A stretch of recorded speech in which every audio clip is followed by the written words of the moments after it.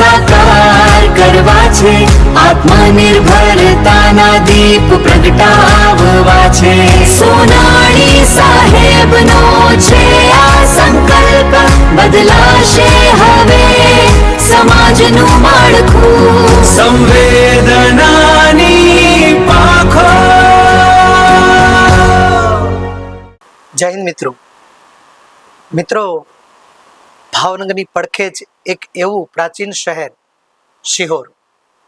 આજે જે શિહોરનું હાર્દ કહેવાય, શિક્ષણનું હૃદય કહેવાય, શિક્ષણનું એક આસ્થા કેન્દ્ર કહેવાય, એવી એક શાળા, એક અનોખી શાળા, એવી સંસ્કૃતિ વિદ્યા મંદિર ખાતે આજે આપણે ઉપસ્થિત થયા છીએ.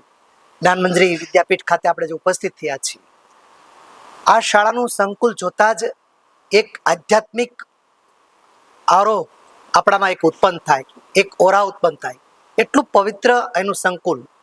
ત્યારે આજે આ સંકુલની અંદર જે બાળકોને મળવાનું છે, શિક્ષકોને આપણે મળવાનું છે, તો સંવેદના સોસાયટી શું છે, સંવેદના કેવી હોઈ શકે, એના વિશે આપણે વાત કરવા આવ્યા છીએ. તો ચાલો મિત્રો, આપણે વર્ગખંડની મુલાકાત લેશું, આ શાળા સંકુલની મુલાકાત લેશું. ચાલો આપણે મળીએ છીએ આ બાળકો. હેલો એવરીબડી, મારું નામ ભડિયાર સુહાન છે. હું ધોરણ 10 એમાં અભ્યાસ કરું છું અને વિદ્યામંજરી જ્ઞાનપીઠ સંસ્કૃતિ સ્કૂલમાં અભ્યાસ કરું છું. સિયોની નંબર 1 સ્કૂલમાં અભ્યાસ કરું છું, તેથી મને ખૂબ જ ગર્વ છે. આજે હું આપ સર્વને એક અંધ બાળકની કથા કહેવાનો છું.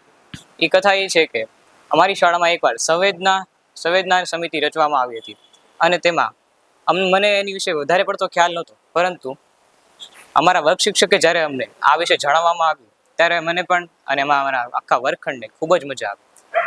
તે એક દિવ્યાંગ બાળક હતું. તેમાં એવું કહેવામાં આવ્યું છે કે તે બાળકને આંખ નહોતી, તે આપણી જેમ આટલી સરસ દુનિયાને જોઈ શકતો નહોતો, પરંતુ તે પણ અમારી જેમ જ આ વિદ્યાર્થીઓની જેમ દરરોજ શાળાએ આવતો અને ધ્યાનપૂર્વક અભ્યાસ કરતો અને તે પરીક્ષામાં પ્રથમ આવતો. તેથી આપણને તે બાળકનો કોન્ફિડન્સ જોવા મળે છે. તેથી આપણને એમાંથી ઘણું બધું શીખવા મળે છે કે તે બાળક અંધ હોવાના છતાં પણ એની અંદર એટલો બધો આત્મવિશ્વાસ છે, હિંમત છે, મહેનતથી તે બાળક અભ્યાસ કરી શકે છે.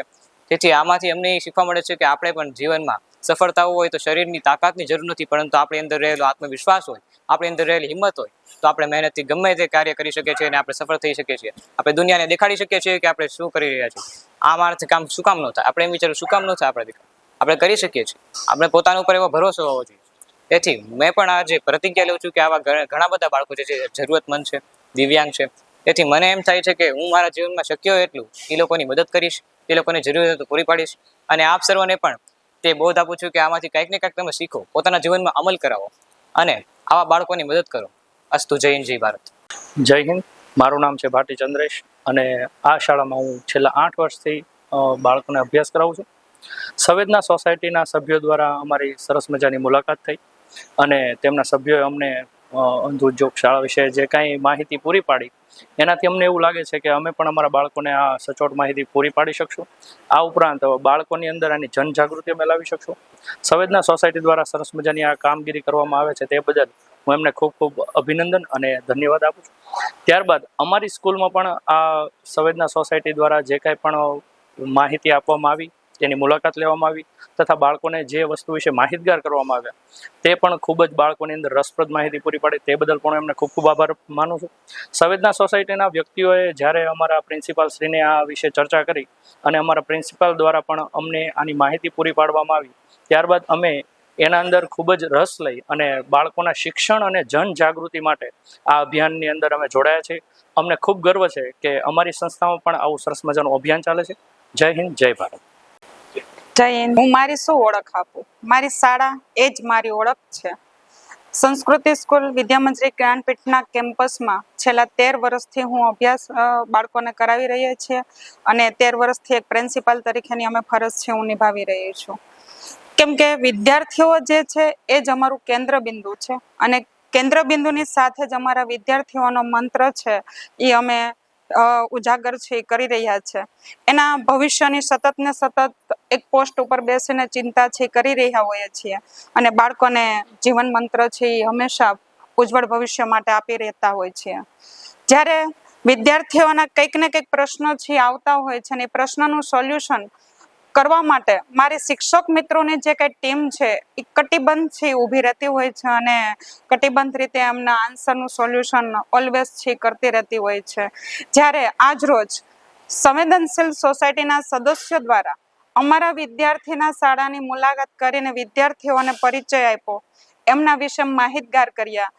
અંધ ઉદ્યોગ શું છે, પ્રજ્ઞાચક્ષુ શું છે, મૂંગા જે વ્યક્તિઓ છે, જે સદસ્યો જે સાંભળી શકતા નથી, જોઈ શકતા નથી, એમના વિશેની જે ડિટેલ્સની અંદર એમને અમારા બાળકોને મુલાકાત કરીને માહિતગાર કર્યા, એ બદલ હું સંવેદનશીલ સોસાયટીના સદસ્યોનો ખૂબ ખૂબ હૃદયપૂર્વક આભાર માનું છું. અને સતત ને સતત એમને હું એવું કહેતી રહું છું કે આવા ટોપિક્સ ઉપર, આવા પોઈન્ટ્સ ઉપર એ અમારા બાળકોની વારંવાર મુલાકાત કરે અને અમારા બાળકોને સતત ને સતત માહિતગાર છે કરતા રહે.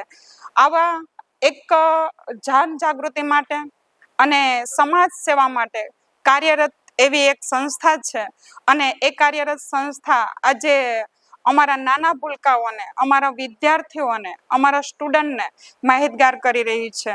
એના માટે ફરી સંવેદનશીલ સોસાયટીના સદસ્યોનો અને સભ્યોનો એક જવાબદાર વ્યક્તિ તરીકે, શાળાના સદસ્ય તરીકે અને શાળા પરિવાર વતી, વિદ્યાર્થીઓ વતી તમામનો ખૂબ ખૂબ આભાર માનું છું. જય હિન્દ, જય ભારત.